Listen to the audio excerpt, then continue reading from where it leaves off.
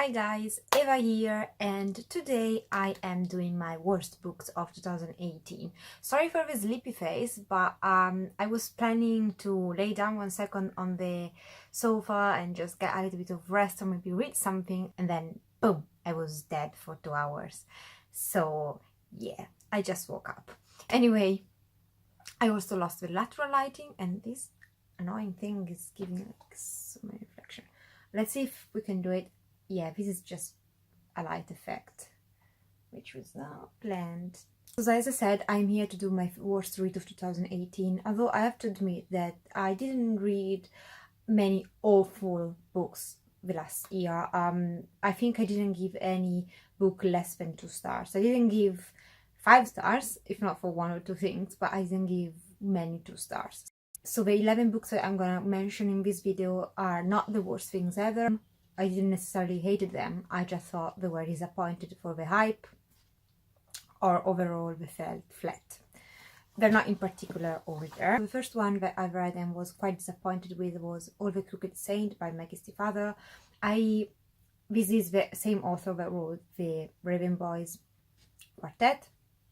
Now, with her I have hit and miss relationship, meaning that some series I liked, never loved, but some series I liked, and some of the books I found really disappointed, as the other one by her that I really didn't like was Lament, I think it was called. And this book was weird, as all her books are, and it's all about this bunch of characters that live in this secluded town in Mexico or something like that, and these kids, in order to reach out to the external world, they basically put out a radio station, and there is a bit of magical realism, if I'm not mistaken, in this book, and I don't even remember well the plot, and I would not know how to explain this really well. Basically, in this town, people go there to get healed or something like that. It's a mystical situation, and there is also this plot about this radio going on. And the reason why I'm not explaining myself well is that because this book didn't really stick with me, and the plot was just weird, but not good weird. It was just, I don't really see the point of these, although I didn't hate it. I give probably this book 3 stars. It wasn't too bad because the writing was really flowery and it's really nice, and I think some parts of the plot I enjoyed. Overall, it was just, yeah, I'm gonna forget this book, and actually I did. We have a kind of famous one. We had Norwegian Wood by Murakami. That was my first Murakami book, so I didn't know what kind of style he had or what kind of stories he told. Now this is my first Murakami, but it won't be my last.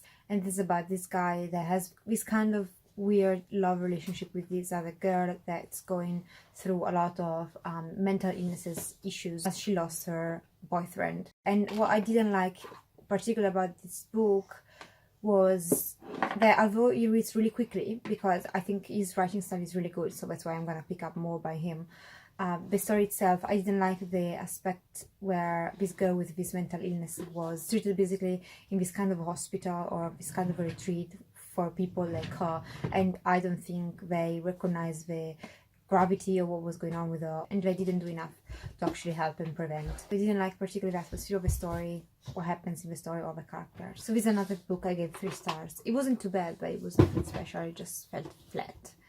The Dark Days Club by Alison Goodman, something like that. This is a historical fiction / fantasy where basically takes place in Regent era, Victoria era, something like that. And then this girl, basically she's about to get introduced to society at 18, and at the same time she finds out that she has this kind of powers where she can see these demons, and so she gets involved with this other secret society that fights these demons. And this was overly long. It felt quite boring, it felt quite uneventful and boring at times, and I found kind of ridiculous the way these demons were portrayed, and especially the way they fought these demons. I thought it was kind of ridiculous, so I think I gave this book 2.75 stars or something like that. It wasn't the worst thing, I've still read it, I'm not gonna continue with the series. I sold my copy. It was just not my genre, although the premise sounded interesting enough. Historical fiction is definitely something I'm interested in, and fantasy of course as well. Never Let Me Go by Ishiguro. I got basically spoiled about what happened in this book, so I knew what the big twist was. And I have to say that this is kind of a dystopian, but with a quiet feeling to it. So it is a dystopia, but it feels still like everyday life. So it feels like everyday life in a dystopian society, basically. And I knew what was a big twist. That part of the book was probably ruined. I would maybe have enjoyed it more. The writing was okay. I gave this book, I think, around 3 stars as well, maybe a little bit less, I don't remember, but around 3 stars or 2.75.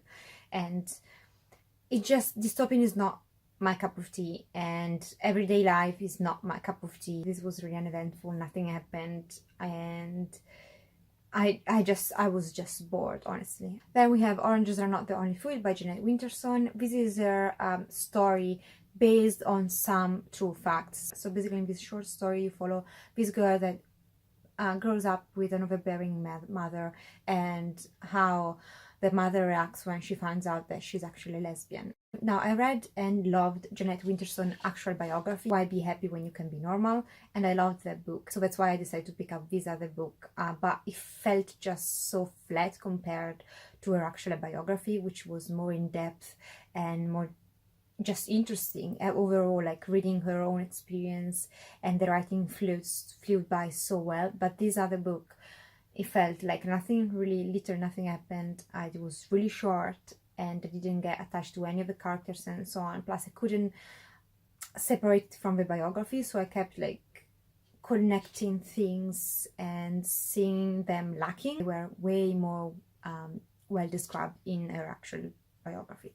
So yeah, this didn't work. 2.5 stars. It could be a case of it's me, not you, but I would definitely suggest her biography, Why Be Happy When You Can Be Normal, than this book. Then we have Renegades by Marissa Meyer. This is another book that it's really popular, so this is probably an unpopular opinion, but this book is so long, it's kind of boring because nothing, especially in the middle part, happens, like literally nothing.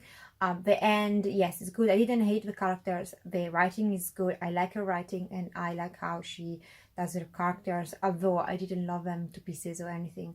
I think just personally I don't like superhero stories. I mean, I've not find someone who does superhero stories interesting enough or different enough than the usual movies that we see for me to get hooked by them or entertained. So I was just bored, and this book is too long in my opinion, so I gave it probably 3 stars or something like that. Didn't hate it, but definitely didn't love it. We have a graphic novel which is Arlequin Volume 1.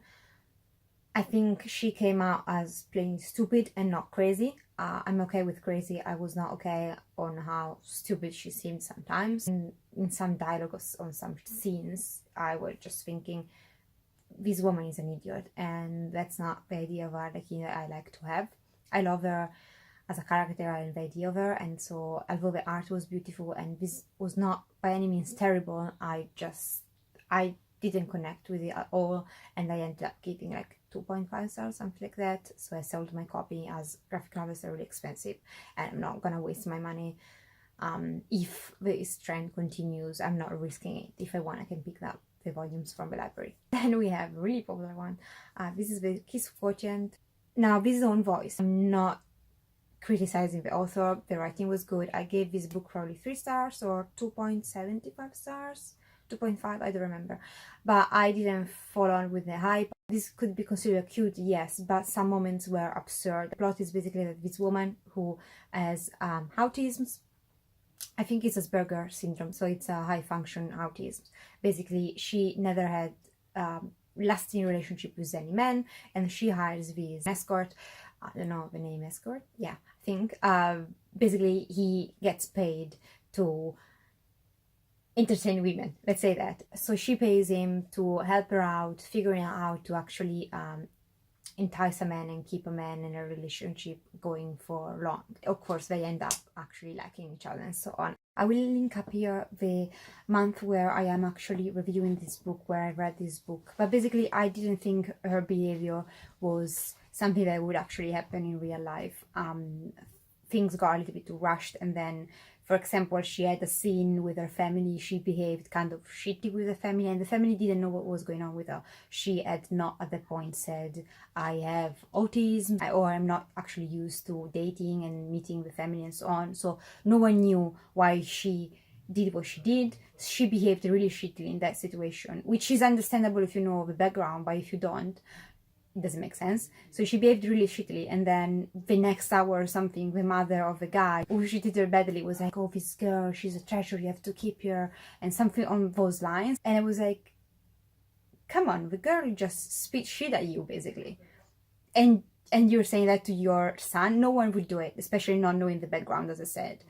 She would have come out as a bitch, honestly. Which she wasn't if you knew the background, but not knowing, everyone would have thought this girl is crazy or she's really rude. And that was just one of many instances where I thought things are not realistic. Things would not go like this in real life. And I thought it was just, to being cute was just distorting reality way too much, in my opinion. So that's why I didn't like it. As I said, nothing against the protagonist itself or the writing style or the author. It's just, for me, it was something that would never happen, so I didn't believe in love story. A classic, Fahrenheit 451, I found out because I read another book by Ray Bradbury that I really don't like his writing style. I think it's confusing. I don't get what he's saying. So although the message behind can be great, I couldn't get through his writing. I can't give this book 2 stars or 2.5 stars. I really didn't like it. Then we have Scoring Wider, which is the only new adult book that I hated. I didn't read many this year, so this is one of the books that I really didn't like. I think I found the main protagonist really annoying and full of herself, and yeah, I didn't click with anything. I didn't find this cute. I didn't find this romantic. The love interest was just okay, and she was unbearable in my opinion, so full of herself. And so yeah, I didn't like this. And then the last one, we have Damned by Paul Chuck, some trouble. He wrote Fight Club. I watched the movie, never read anything by him, so I found this in the library, picked it up. I shouldn't have. I should have read Fight Club instead. I would have probably loved that way more than this. I think it was just a silly story, and the plot was about this girl that she gets an overdose of cannabis, so she smokes too much weed and she dies for that. And at that point I was already, what, like an overdose of cannabis? And she was not allergic, so it's not like she had an allergic reaction. It was just too much. And I was like, what, she smoked a whole freaking forest? No one dies from marijuana. Like, you have to smoke literally a whole forest before you die. So that was silly. And all the books was kind of silly. The background was interesting, but that was it. The protagonist was shit, and the story was absurd, but as I said, not in a good way. Just from the beginning it felt ridiculous, and the trend kept going on for the whole book. And these are all the books that I didn't love last year.